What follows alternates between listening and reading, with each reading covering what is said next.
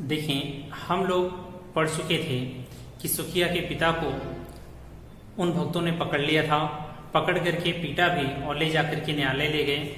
न्यायालय ले जाकर के उन्होंने क्या किया कि उसे जेल में डाल दिया गया और 7 दिनों तक का कारावास रहा। और सुखिया के पिता का एक एक दिन एक एक सदी के समान लगता था।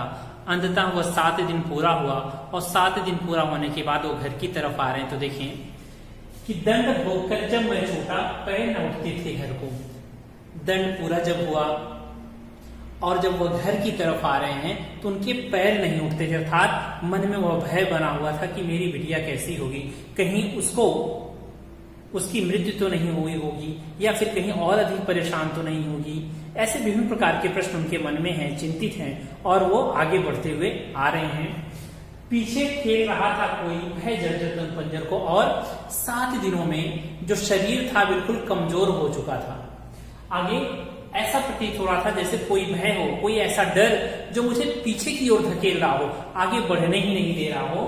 पीछे खेल रहा था कोई मुझे पीछे धकेल रहा था।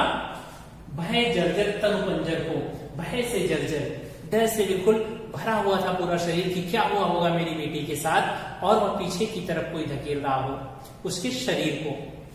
पहले किसी लेने मुझको नहीं दौड़कर आई, वह अंततः वह घर पहुंच जाते हैं।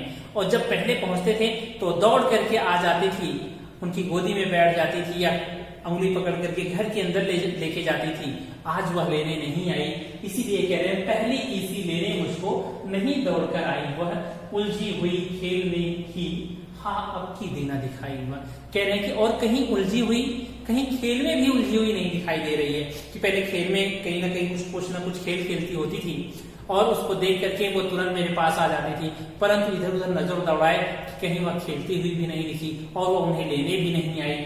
आगे क्या कह रहे हैं, उसको देखने मरघट को ही गया दौड़ता हुआ वहां। आखिर किसी ने बताया कि भाई बिटिया की तो मृत्यु हो चुकी है और उसे आज शमशान ले गए हैं, संभवतः उसे जला दिया गया होगा।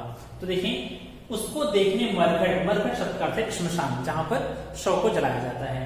तो उसे देखने मरघट को ही गया दौड़ता हुआ वहां, तुरंत दौड़ता हुआ भागता हुआ वो पहुंच गए श्मशान भूमि पर, उस मरघट पर। और मेरे परिचित बंधु प्रथम ही फूंक चुके थे उसे, जहां पर मेरे परिचित बंधु, मुझे जो जानने वाले थे, मेरे भाई बंधु थे जो आस पड़ोस के, उसको ले जाकर के फूंक चुके थे, जला दिया था, उसके शव को जला दिया था।